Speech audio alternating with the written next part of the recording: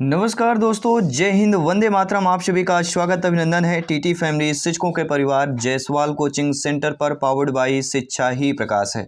दोस्तों, बात करेंगे शिक्षा मनोविज्ञान चाइल्ड डेवलपमेंट एंड पेडागोजी की बात करेंगे। यह पार्ट नंबर 3 है बाई जायसवाल सर।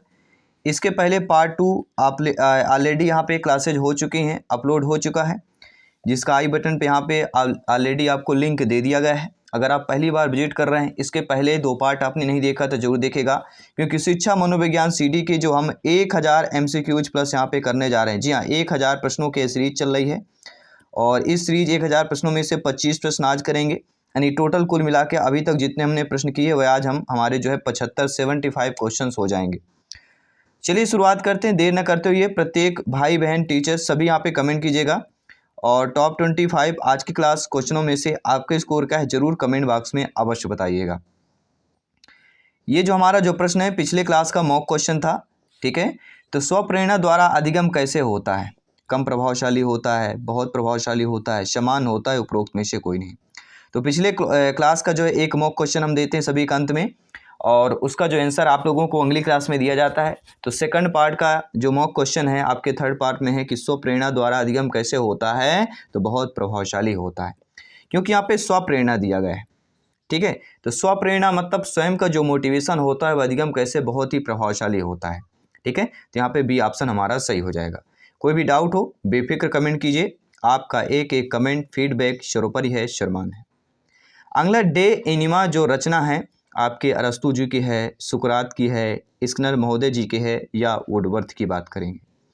तो डे एनिमा रचना किसकी है सभी बताइएगा। तो डे एनिमा जो रचना कहलाती है आपके अरस्तु महोदय जी की कहला जाती है। तो यहाँ पे जो पहला ऑप्शन दिया गया वह हमारा सही हो जाएगा, ठीक है। अब बात करेंगे अगले प्रश्न की जो आप लोगों के स्क्रीन पर है। पेस्टोलॉजी की जो 3S संप्रत्यय है, आपने पढ़ा होगा कि 3S संप्रत्यय किसके हैं, या 3S संप्रत्यय के रचनाकार कौन है? आपके पेस्टोलॉजी हैं। जो 3H के संप्रत्यय में H का अर्थ क्या होता है? 3H मतलब आप समझ गए होंगे, H and H and H, ये ट्रिपल H का अर्थ क्या होता है? तो पहले H का जो अर्थ होता है वह होता है हेड, दूसरे को होता है हार्ट और तीसरे को होता है हैंड। अर्थात पेस्टोलॉजी के जो 3S संप्रत्यय है इसमें H का अर्थ हेड, हार्ट एंड हैंड होता है। अर्थात उपरोक्त सभी जो फोर्थ ऑप्शन दिया गया है डी ऑप्शन हमारा सही हो जाएगा। किसी भी भाई बहन टीचर्स बंधु सब, अगर आपके किसी भी प्रश्न पर अगर आपका डाउट है आप बेफिक्र कमेंट कर सकते हैं। जी हाँ, तीसरा प्रश्न आप लोगों के स्क्रीन पर है। साथियों, मनोविज्ञान का अतीत जो है बहुत लंबा है, परंतु इतिहास बहुत छोटा है। यह कथन एबिंगहास का है, स्किनर महोदय जी का है, वुडवर्थ का है, या टिश्नर का है। और आपको होता है पूरे आउट ऑफ 150 में से 4 से 5 स्टेटमेंट, परिभाषाएं या कथन अवश्य पूछे जाते हैं, ठीक है। तो मनोविज्ञान का अतीत बहुत लंबा है। क्या कह रहे हैं यहाँ पे? जो मनोविज्ञान है इसका साइकोलॉजी की बात करेंगे, इसका अतीत जो है बहुत लंबा है, परंतु इतिहास बहुत छोटा है। ये किसका कथन है? एबिंगहास का, ठीक है। इतिहास में छोटा है, एबिंगहास की बात करेंगे। अंत में सा याद रहा है, इतिहास में भी अंत में सा आ रहा है, ठीक है। चलिए बात करेंगे फोर्थ प्रश्न की जो आप लोगों की स्क्रीन पर आ चुका है। फोर्थ प्रश्न में पूछा जा रहा है कि तत्परता तथा कार्य सीखने की गति में निम्नलिखित में से कौन सा संबंध होता है? प्रश्न को समझ लीजिएगा, उत्तर 50% यही आपका क्लियर हो जाएगा। तत्परता तथा कार्य सीखने की गति में क्या होता है, कौन सा संबंध होता है? कार्य सीखने की गति तत्परता के व्युत्क्रमानुपाती होती है। कार्य सीखने की गति तत्परता से अप्रभावित रहती है। कार्य सीखने की गति तथा तत्परता दोनों ही अधिगम के अभिन्न संप्रत्यय होते हैं। यह ऑप्शन नंबर डी, कार्य सीखने की गति और तत्परता के समानुपाती होती है। तो तत्परता और कार्य सीखने में जो हमारा संबंध होता है कि कार्य क्या होता है? सीखने की गति, और क्या होता है? तत्परता की क्या होता है? समानुपाती होता है। इसलिए डी ऑप्शन हमारा सही हो जाएगा। अगर आपका डाउट है आप सभी लोग कमेंट कीजिएगा। आई होप सभी प्यारे मित्र अच्छे तरीके से आपको समझ भी रहे हैं और फीडबैक भी आप लोग बेहतरीन दे रहे हैं। अगला, जर्मनी के लिप्जिंग विश्वविद्यालय जहां प्रथम मनोवैज्ञानिक प्रयोगशाला 1879 में स्थापित की गई, वर्तमान में इसका नाम क्या है? कार्ल मार्क्स विश्वविद्यालय, हार्वर्ड विश्वविद्यालय, साइकोलॉजिकल इंस्टीट्यूट या इनमें से कोई नहीं। जी हाँ, आपका एक एक आपका कतरा कतरा कमेंट, आपका एक एक कमेंट फीडबैक यहाँ आपके स्कोर को बेटर करते जाता है, सिलेक्शन के रास्ते को 101% पक्का करता जाता है।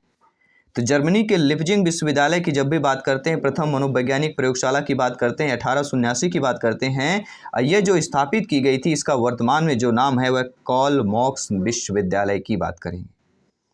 ठीक है, छठवां प्रश्न आप लोगों के स्क्रीन पर आ चुका है। साथियों, आत्मनिरीक्षण विधि द्वारा किनकी क्रियाओं का अध्ययन किया जाता है? देखिए यहाँ पे बात की गई आत्मनिरीक्षण, आत्मनिरीक्षण विधि का यहाँ पे जिक्र किया गया है। तो आत्मा का सोचना, क्रिएटिविटी करना, आत्मा मतलब जो आत्मनिरीक्षण विधि होती है, आत्मा का निरीक्षण, उसके मन में क्या चल रहा है वो ये केवल वही जान सकता है। अर्थात आत्मनिरीक्षण विधि किन की क्रियाओं का अध्ययन किया जाता है? स्वयं की क्रियाओं का अध्ययन किया जाता है, क्योंकि आत्मा का जिक्र हो गया है। आत्मा के जो हमारी सोच है, ठीक है, जो हमारी क्रिएटिविटी होती है वो हमारी स्वयं की होती है। तो आत्मनिरीक्षण विधि का संबंध स्वयं से होता है। अगला प्रश्न आप लोगों के स्क्रीन पर आ चुका है। साथियों, प्रश्नोत्तर विधि के जनक की बात करेंगे, बहुत ही इंपॉर्टेंट है। जी हाँ, प्रश्नोत्तर विधि, इस प्रश्न को हम वीवीआईपी कैटेगरी पर रखेंगे। वेरी वेरी इंपॉर्टेंट यह प्रश्न है कि प्रश्नोत्तर विधि के जनक कौन है। मॉन्टेसरी की बात करेंगे, कार्ल कुक की बात करेंगे, फ्रोबेल की बात करेंगे, सुकरात की बात करेंगे। आप सभी जानते हैं, आपने कमेंट भी कर दिया होगा, जब भी प्रश्नोत्तर विधि का जिक्र होता है सुकरात का नाम सर्वोपरि आ जाता है। यहाँ पे हमारा जो है डी ऑप्शन साथियों सही हो जाएगा। ठीक है, नो डाउट, आई होप आप समझ रहे होंगे। आइए बात करेंगे अगले प्रश्न की। आठवां प्रश्न बहुत ही अच्छा प्रश्न है, मोस्ट इंपॉर्टेंट प्रश्न है। आइए देख लेते हैं क्या प्रश्न पूछा जा रहा है। बहुत अच्छा है, और अच्छा इसलिए कि इंपॉर्टेंट प्रश्न है, कई बार पूछा गया है, संभावित प्रश्न है। बाल केंद्रित शिक्षा जो है किसकी देन है? शिक्षा के राष्ट्रीयकरण की, सर्व शिक्षा अभियान की, शिक्षा मनोविज्ञान की, या इन सभी की देन है? जब भी इन उपरोक्त सभी इन सभी आता है, मन में लालच लड्डू फूट जाता है कि बस यही होने वाला है। बाल केंद्रित शिक्षा अगर देन की बात करते हैं, वह शिक्षा मनोविज्ञान का जिक्र होता है। ऑप्शन नंबर आपके सी का जिक्र होता है, नोट कर लीजिएगा। जी हाँ, शिक्षा मनोविज्ञान या बाल केंद्रित शिक्षा जो देन है वह शिक्षा मनोविज्ञान की देन है। सी ऑप्शन हमारा सही हो जाएगा। ये सारे प्रश्न, ये सारे टॉप 25 प्रश्न में प्रत्येक भाई बहन जरूर कमेंट कीजिएगा आपके स्कोर क्या है।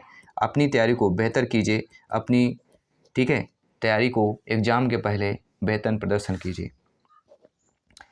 शिक्षा मनुष्य की अंतर्निहित क्षमता का परिपूर्णता से विकास करती है। यह कथन विवेकानंद जी का है, स्किनर का है, पेस्टोलॉजी का है, या टैगोर महोदय जी का है? देखिए, शिक्षा मनुष्य की अंतर्निहित क्षमता का परिपूर्णता, जब भी देखिए मनुष्य की अंतर्निहित क्षमता का परिपूर्णता का जिक्र होता है, इसके विकास का जिक्र होता है, विवेकानंद का नाम सर्वोपरि आ जाता है। पहला ऑप्शन सही हो जाएगा। 10वां प्रश्न क्या दिया गया है यहाँ पे, आइए देख लेते हैं, समझ लेते हैं और आपका फीडबैक भी जान लेते हैं। थार्नडाइक ने शिक्षा मनोविज्ञान का कैसा रूप प्रदान किया है? जब भी थार्नडाइक का जिक्र होता है, शिक्षा मनोविज्ञान के जिक्र होता है, एंटली एनिमल्स बुक का जिक्र होता है, किसकी देन है? सभी लोग परिचित होंगे, थार्नडाइक महोदय का जिक्र हो जाता है। ठीक है, एनिमल इंटेलिजेंस नामक बुक्स की बात करेंगे। इन्होंने मुख्य नियम कितने दिए हैं? कई बार पूछा जाता है। मुख्य नियम इन्होंने 3 दिए हैं। एक आपका होता है अभ्यास का नियम, एक होता है आपका तत्परता का नियम, और एक होता है आपका परिणाम का नियम। गौड़ नियम इन्होंने कितने दिए हैं? गौड़ नियम इन्होंने 5 दिए हैं। एक होता है बहुवचन क्रिया का नियम, दूसरा होता है मनोवृत्ति का नियम, तीसरा होता है आपका आंशिक क्रिया का नियम, एंड चौथा होता है आत्मकिरण का, और 5वां होता है साचर क्रिया का। ठीक है, तो थार्नडाइक ने शिक्षा मनोविज्ञान का कैसा रूप प्रदान किया है? निश्चित एवं स्पष्ट रूप प्रदान किया है। ठीक है, संबंधवाद का सिद्धांत, प्रयत्नभूल का सिद्धांत, प्रयास त्रुटि का सिद्धांत, संयोजनवादी का सिद्धांत, एसआर बंड, ये सारे आपके थार्नडाइक महोदय जी के। अगला प्रश्न यहाँ पे दिया गया, 20वीं शताब्दी में मनोविज्ञान को माने जाने लगा है। आत्मा का विज्ञान, व्यवहार का विज्ञान, मन का विज्ञान, या चेतना का विज्ञान माने जाने लगा है।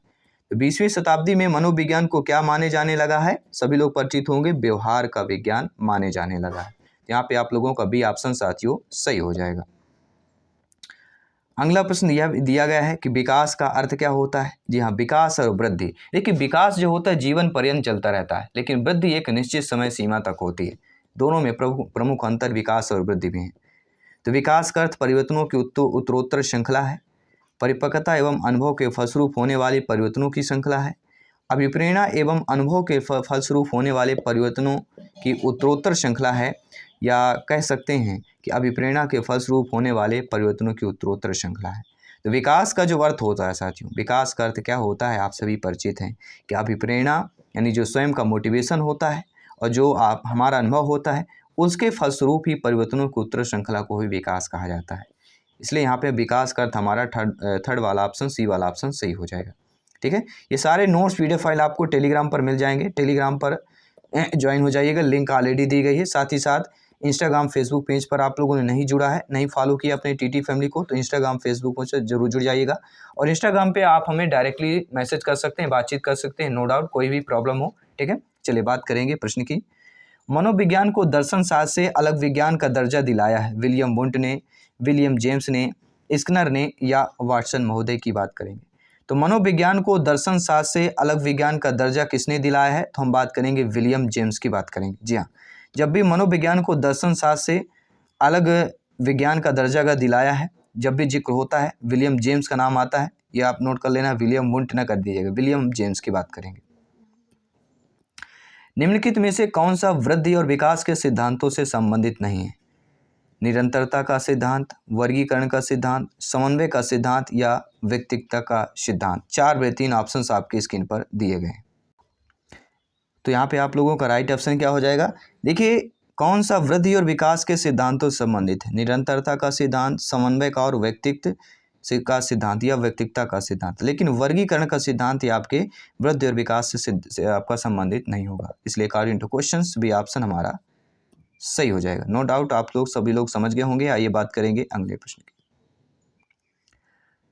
अगला प्रश्न यहाँ पे स्क्रीन पर यह पूछा जा रहा है कि मैकडूगल ने अपनी पुस्तक आउटलाइन साइकोलॉजी में किस शब्द की कड़ी आलोचना की है? देखिए, जितने भी मनोविज्ञान के बुक्स हैं, 10 से 12 बुक्स हैं, इनके राइटर और बुक्स का नाम अवश्य पढ़ लीजिएगा और कहिएगा तो कमेंट बॉक्स में इससे संबंधित हम वीडियो भी बना देंगे। इंपॉर्टेंट आपके मनोविज्ञान के बुक्स हैं, इनसे संबंधित प्रश्न भी कर लेंगे। लेकिन ये भी प्रश्न यहाँ पे 2-3 प्रश्न हमारे क्रिएट हो जाते हैं कि आउटलाइन साइकोलॉजी बुक किसने लिखी है, किसकी है? मैकडूगल की है। और यहाँ पर किस शब्द की कड़ी आलोचना की है मैकडूगल ने आउटलाइन साइकोलॉजी नामक बुक्स में? तो इसमें सबसे बड़ी आलोचना चेतना की है। डी ऑप्शन यहाँ पे सही कर लीजिएगा। अगला प्रश्न है, बाल मनोविज्ञान के अनुसार शिक्षा के क्षेत्र में मुख्य स्थान किसका होता है? बालक का होता है, प्रशासक का होता है, अध्यापक का होता है, अभिभावक का होता है। इस प्रश्न को हम मोस्ट इंपॉर्टेंट प्रश्न की कैटेगरी पर रखेंगे।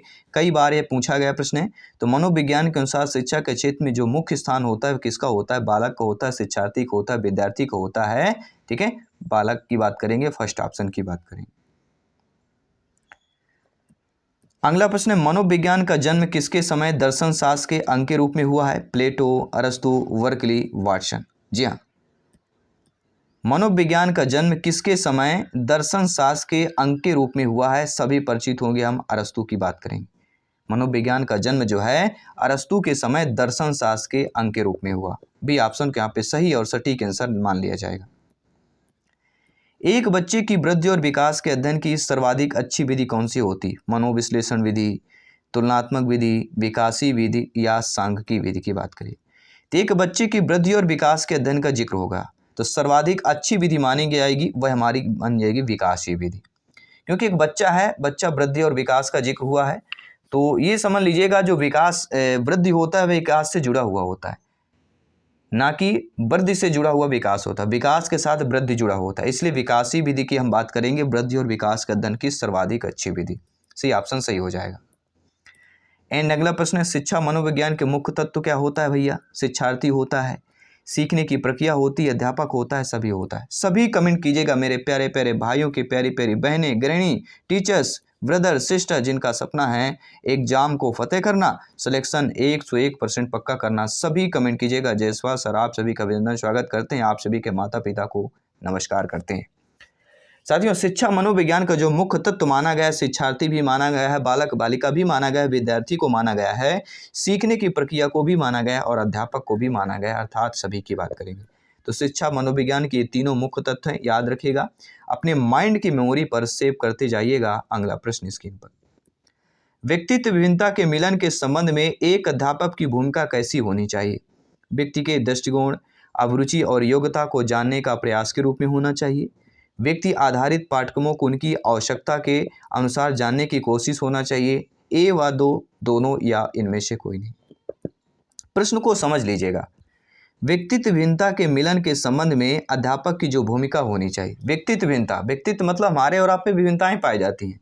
हम सभी ना ही एक साथ बुद्धि समान है, ना ही शारीरिक क्रियाएं, ना ही अलग अलग, सारा कुछ है। इसलिए व्यक्तित्व भिन्नता के मिलन के संबंध में आपकी क्या भूमिका होगी, क्योंकि आप सभी भावी अध्यापक अध्यापिका हैं, तो आपकी भूमिका व्यक्ति के दृष्टिकोण, अभिरुचि, योग्यता को जानने का प्रयास के रूप में होगी। आपकी भूमिका व्यक्ति आधारित पाठ्यक्रमों को उनकी आवश्यकता के अनुसार जानने की कोशिश में होगी। अर्थात जो सी ऑप्शन दिया गया है ए व बी दोनों हमारा सही हो जाएगा। 5 प्रश्न और बच्चों ही आइए कंप्लीट करते हैं इस क्लास को, पार्ट नंबर 3 को कंप्लीट करते हैं, टॉप 25 क्लास को कंप्लीट करते हैं। साथियों, सर्वप्रथम मनोविज्ञान को किस विषय के अध्ययनकर्ता के रूप में स्वीकार किया गया? मन के रूप में, आत्मा के रूप में, चेतना के रूप में या व्यवहार के रूप में? तो सर्वप्रथम मनोविज्ञान को जिस विषय में या जिस विषय के अध्ययनकर्ता के रूप में स्वीकार किया गया है वह विषय आपका आत्मा का है। ठीक है, ऑप्शन नंबर बी की बात करेंगे तो सर्वप्रथम मनोविज्ञान को आत्मा विषय के अध्ययनकर्ता के रूप में स्वीकार किया गया था। बी वाला ऑप्शन हमारा सही हो जाएगा। अगला प्रश्न, निम्न में से कौन सा मूल्यांकन के त्रिकोण भाग का नहीं है? शैक्षिक उद्देश्य, मूल्यांकन, शिक्षण अनुभव या अधिगम अनुभव? देखिए, मूल्यांकन का जो त्रिकोण भाग होता है, एक शैक्षिक उद्देश्य होता है, मूल्यांकन होता है और होता है अधिगम अनुभव होता है, ना कि आपका शिक्षण अनुभव। तो मूल्यांकन त्रिकोण में किसका भाग है? शैक्षिक उद्देश्य, मूल्यांकन और आपका अधिगम अनुभव हो जाएगा। शिक्षण अनुभव आपका यहाँ पर नहीं होगा। अगला प्रश्न है, निम्नलिखित में से कौन सी समस्या शिक्षा मनोविज्ञान के क्षेत्र में आती है? समस्याएं भी आती हैं। तो शिक्षकों की अनुपस्थिति, विद्यालयों में बच्चों का कम नामांकन, शिक्षा का गिरता हुआ स्तर या शैक्षणिक पिछड़ापन। देखिए, सबसे जो समस्या है, ऐसी समस्या जो शिक्षा मनोविज्ञान के क्षेत्र में आती है वह होती है शैक्षणिक का पिछड़ापन होना। शैक्षिक स्तर का पिछड़ापन होना प्रमुख समस्या शिक्षा मनोविज्ञान के क्षेत्र में आती है। अगला है, थार्नडाइक के व्यक्तित्व के वर्गीकरण का आधार क्या है? शारीरिक गठन और शक्ल सूरत, रचनात्मक और मौलिकता, संयोजन और वृद्धि, चिंतन और कल्पना की बात करेंगे। तो थार्नडाइक के व्यक्तित्व के वर्गीकरण का जो आधार हो जाता है वह चिंतन और कल्पना हो जाता है। ठीक है, थार्नडाइक का जिक्र होता है, बिल्ली का जिक्र होता है, भूखी बिल्ली, मृत मछली का जिक्र होता है। यहाँ पे अनुक्रिया करता बिल्ली और उद्दीपक मृत मछली है। लेकिन एक बात ध्यान लीजिएगा, एसआर बॉन्ड की अगर बात करें थार्नडाइक महोदय की, कई बार भूखी बिल्ली पिंजरे में अनेक क्रिया करती है। अचानक लीवर पर पंजा पड़ता है और क्या करती है? बिल्ली लक्ष्य को प्राप्त कर लेती है। अनुक्रिया के द्वारा उद्दीपक को प्राप्त करने की क्रिया को प्राणी सीख जाता है, इसी को अनुबंधन कहा जाता है। अनुबंधन की परिभाषा क्या है? कि अनुक्रिया के द्वारा उद्दीपक को प्राप्त करने की क्रिया को प्राणी सीख जाता है, उसी को ही अनुबंधन कहा जाता है। और कक्षा में उपयोगिता यहाँ पे क्या होती है कि बच्चों को बार बार अभ्यास करवाना चाहिए। बच्चों के त्रुटि संभव हो जाती है, बच्चों में त्रुटियां संभव हो जाती हैं बिल्कुल, लेकिन बार बार अभ्यास कराना चाहिए। शुद्ध उच्चारण बालक इस सिद्धांत से ही सीखता है। तो शुद्ध उच्चारण बालक किस सिद्धांत से सीखता है? थार्नडाइक एसआर थ्योरी की बात करेंगे, प्रयास एवं त्रुटि के सिद्धांत की बात करेंगे। आइए बात करेंगे 25वें प्रश्न की, इसके बाद मॉक क्वेश्चन करेंगे। शिक्षा के प्रति मनोविज्ञान का सबसे महत्वपूर्ण योगदान इनमें से कौन सा होता है? शिक्षा के महत्वपूर्ण लक्ष्यों को पता लगाना, व्यक्तिगत गुणों के आधार पर शिक्षार्थियों का विभाजन, मानव व्यवहार का ज्ञान प्रदान करना, अध्यापक द्वारा उचित शिक्षण विधियों को अपनाने में आपका सहायक होना। तो शिक्षा के प्रति मनोविज्ञान का सबसे महत्वपूर्ण जो योगदान होता है वह अध्यापक द्वारा उचित शिक्षण विधियों को अपनाने में सहायक होना। जब भी सहायक, हेल्प, मदद, जब भी बच्चों की मदद में हो, सहायता के हो, ऐसा शब्द आता है, ठीक है, तो अपने आप में वह आपका पॉजिटिव ऑप्शन माना जाता है और वह हमारा पहला, ठीक है, पॉजिटिव ऑप्शन, सकारात्मक जो आपका ऑप्शन होता है वह हमारा ज़्यादातर सही चांसेज होते हैं। अगर प्रश्न हमारा पॉजिटिव है तो आपका ऑप्शन भी पॉजिटिव होना चाहिए। आज का मॉक क्वेश्चन क्या है? आज के शिक्षा मनोविज्ञान सीडीपी पार्ट नंबर 3 का मॉक क्वेश्चन है कि निम्न में से कौन अधिगमकर्ता का अधिक स्वतंत्र देता है? संरचनावाद देता है, क्रियाशीलतावाद देता है, व्यवहारवाद देता है या सृजनशीलतावाद देता है? तो इनमें से अधिगमकर्ता को अधिक स्वतंत्रता कौन देता है? ठीक है, जो अधिगमकर्ता होता है, जो सीखता है, उसके लिए अधिक स्वतंत्रता कौन सा यहाँ पे देगा? 4 ऑप्शन पे बताना है और टॉप 25 में से आपने कितना स्कोर किया है आपको कमेंट बॉक्स में अवश्य बताया है। और मैं आपके साथ जायसवाल सर जल्द मिलता हूँ आपकी अगली क्लास पर। सभी मित्रों को जय हिंद, वंदे मातरम, धन्यवाद सभी का।